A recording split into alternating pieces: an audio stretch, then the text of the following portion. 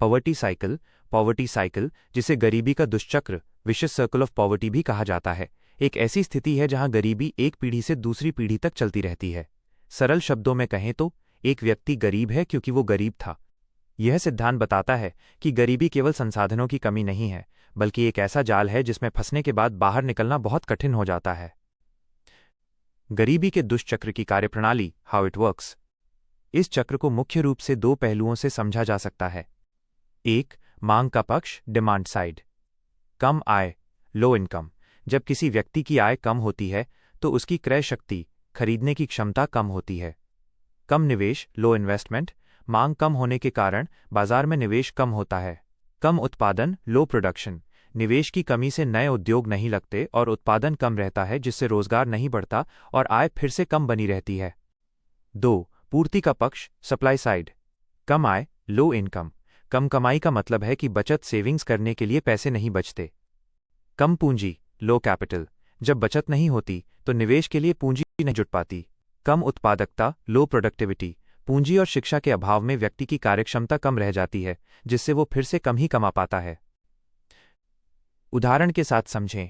Example, कल्पना कीजिए एक गरीब किसान का बेटा है। 1, बचपन। परिवार के पास पैसे नहीं हैं, इसलिए वो स्कूल नहीं जा पाता और कुपोषण का शिकार रहता है। 2, युवावस्था। शिक्षा और कौशल, स्किल की कमी के कारण उसे केवल शारीरिक श्रम वाला कम वेतन का काम मिलता है। 3, बीमारी। स्वास्थ्य खराब होने पर इलाज के लिए उसे कर्ज लेना पड़ता है, जिससे वो और कर्ज में डूब जाता है। 4, अगली पीढ़ी। जब उसके अपने बच्चे होते हैं तो वो उन्हें भी अच्छी शिक्षा या पोषण नहीं दे पाता और उसके बच्चे भी इसी चक्र में फंस जाते हैं। गरीबी के चक्र के मुख्य कारण। शिक्षा का अभाव। बिना कौशल के बेहतर वेतन वाली नौकरी पाना असंभव है। स्वास्थ्य सुविधाएं। बीमारी पर होने वाला खर्च गरीब परिवार की पूरी बचत खत्म कर देता है। संसाधनों की कमी। जमीन, पूंजी या तकनीक तक पहुंच न होना। सामाजिक कारण। जातिवाद या रूढ़िवादी परंपराएं भी कभी कभी विकास में बाधक बनती हैं। इस चक्र को कैसे तोड़ा जा सकता है?